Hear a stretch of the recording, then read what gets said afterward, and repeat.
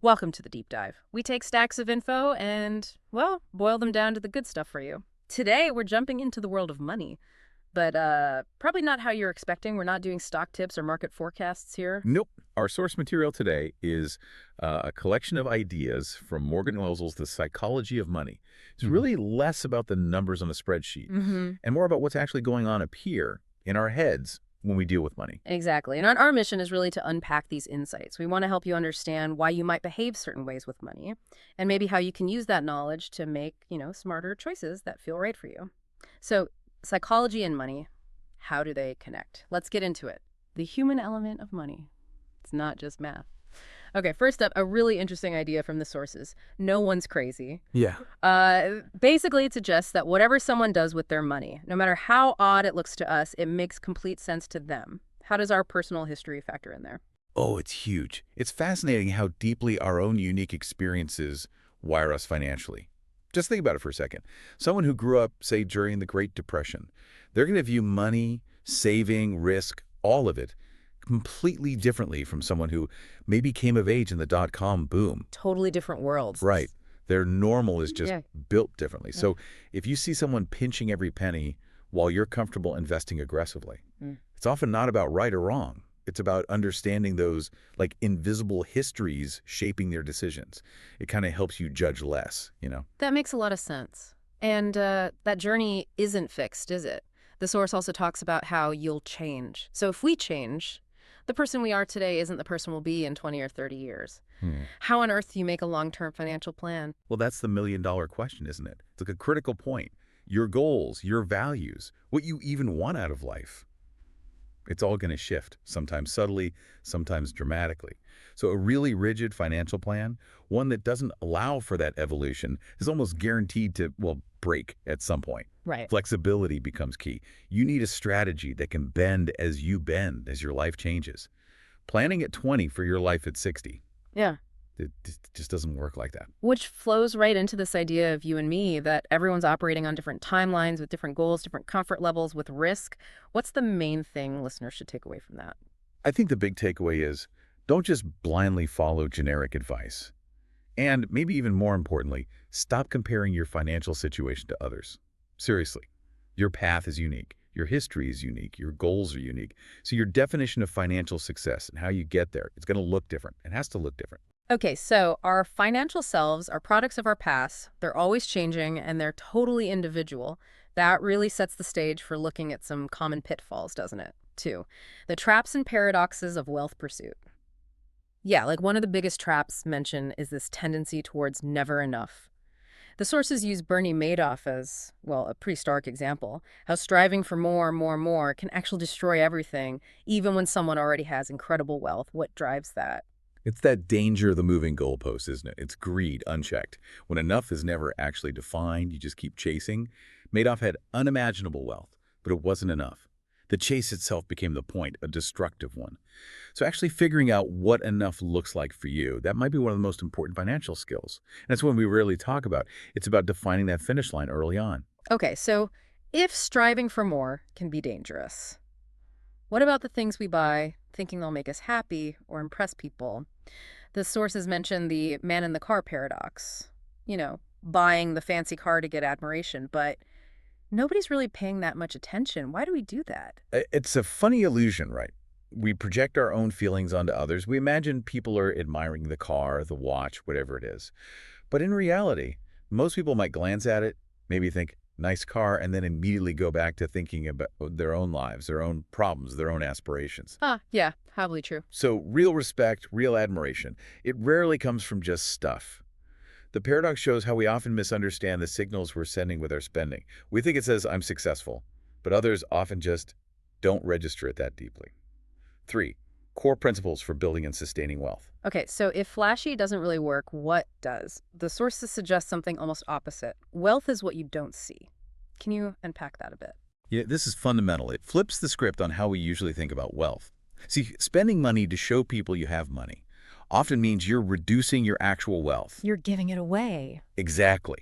The person driving the brand new luxury car might actually have less real wealth, less financial security than the person driving a 10-year-old sedan but diligently saving and investing. Housel really pushes focusing on that invisible wealth, the savings, the investments, the stuff nobody sees. It's about substance over show. And the bedrock of that invisible wealth seems to be just save money.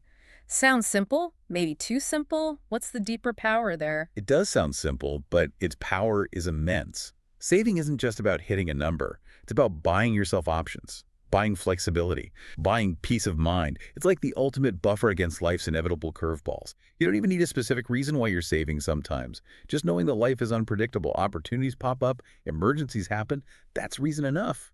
Saving gives you control, control over your time, control over your choices. Okay, and then there's confounding compounding. We hear about compound interest all the time, but the sources say it's often misunderstood. Why is it so powerful yet so hard to really internalize? It's powerful because it's exponential, not linear. Our brains tend to think in straight lines like, I save X, I get Y. But compounding is like a snowball rolling downhill. It starts slow, then picks up speed and mass dramatically. Right. The Warren Buffett example is perfect. His genius wasn't just picking stocks. It was starting early and letting compounding work its magic for decades. Most of his fortune was built after age 50. It really makes you ask yourself, are you giving your money enough time? That's the secret ingredient, time. But sticking it out for that long haul? That's not always easy. Which brings us to nothing's free in investing. What's the real cost we have to pay? It's not just fees, is it? No, not at all. The real price of admission for earning long-term market returns isn't usually the expense ratio on your fund. It's dealing with the volatility, the uncertainty, the fear, the doubt. Markets swing wildly sometimes. They crash. They go sideways for years. Enduring that emotional roller coaster, that's the fee you pay. And if you're not willing or able to pay that price, emotionally speaking, you likely won't stick around long enough to reap the rewards of compounding.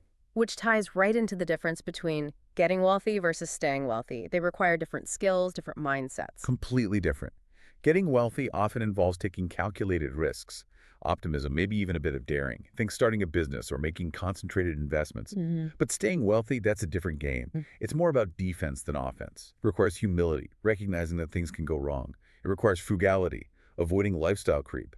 And crucially, it requires a margin of safety, ensuring you don't get wiped out by one bad event or decision. Avoiding ruin becomes priority number one. Navigating risk, uncertainty, and pessimism. Speaking of things going wrong, risk. The sources emphasize that luck and risk are two sides of the same coin. They both play huge roles.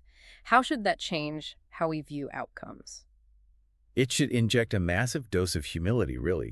When you see someone achieve huge success, it's easy to attribute it all to skill. When you see failure, it's easy to blame poor decisions, but luck often plays a much bigger role than we admit in success. And unavoidable risk is often a factor in failure.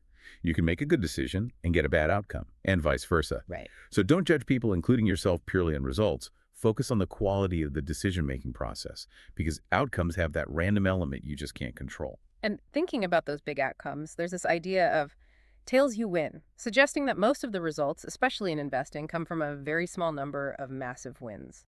Exactly. It's the power law again. Think venture capital, most startups fail, but one huge success pays for all the losses and then some. It's similar in the stock market.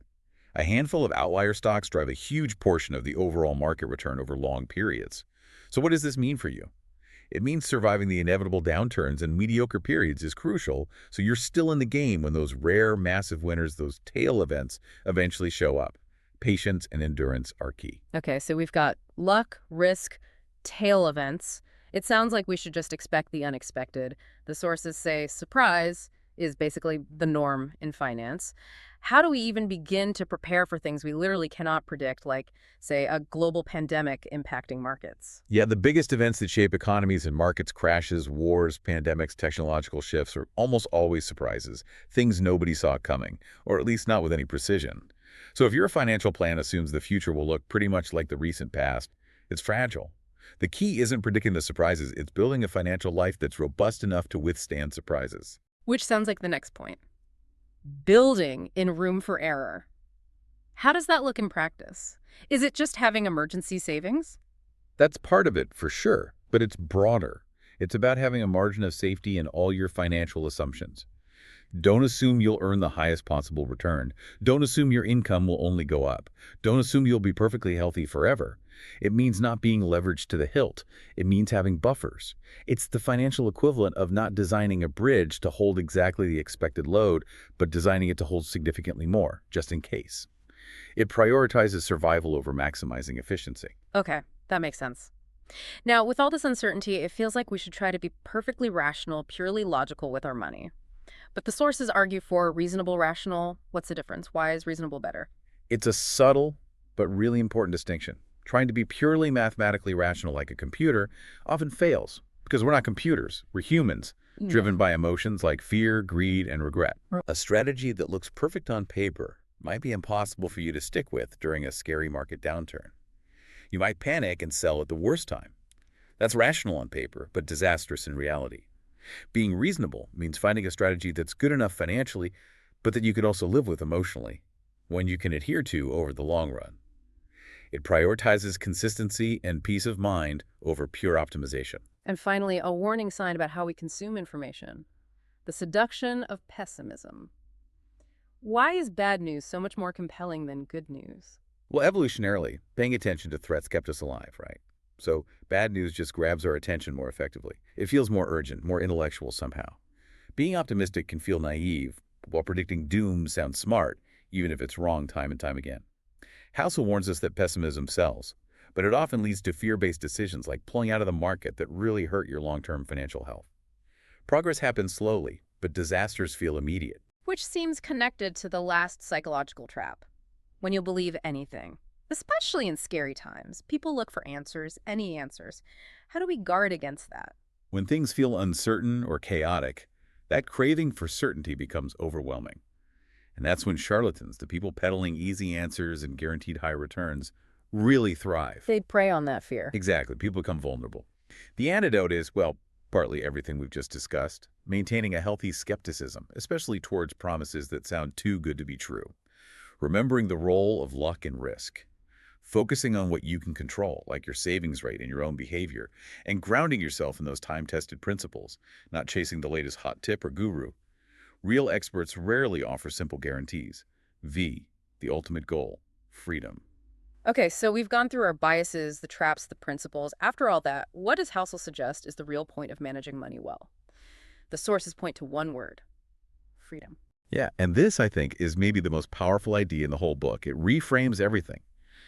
He argues, quite convincingly, that what people really want isn't just to be rich. What they truly desire deep down is control over their time. That's the highest dividend money pays. Control over your The time. ability to wake up in the morning and say, I can do whatever I want today, whether that's working on a passion project, spending time with family, or doing nothing at all, without financial pressure dictating your choices. That autonomy, that freedom, Housel argues that's the ultimate goal. Time, not dollars, becomes the real measure of wealth. Wow. What an incredible deep dive. It really hammers home that money isn't just math. It's psychology, it's history, it's understanding ourselves. Exactly. These insights from the psychology of money give you such a powerful lens, not just for building wealth, but for understanding what wealth is actually for and how to protect yourself from your own worst instincts and, the general craziness of the world. It's about living a richer life, truly. So for you listening, what really stood out from all this? Was it the idea of figuring out enough? Or maybe that the most important wealth is the stuff you don't see? And maybe chew on this thought. If the ultimate prize money can buy is control over your time, what does enough actually look like for you? And how might gaining control over your time change how you think about wealth and success right now?